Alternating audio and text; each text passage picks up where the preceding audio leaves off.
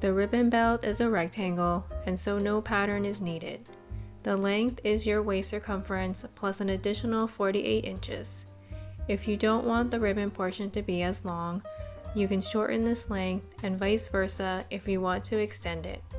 The width is 3 inches plus a ½ inch seam allowance. If you have multiple belt pieces, attach them together at the side seams. Then take your single and continuous belt and fold it lengthwise, placing right sides together. Clip in place.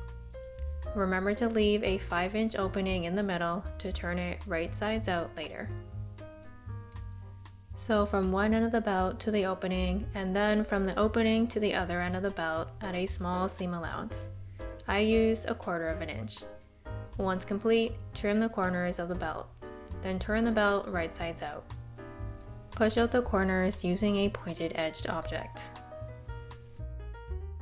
Top stitch around the perimeter of the belt to hold things in place.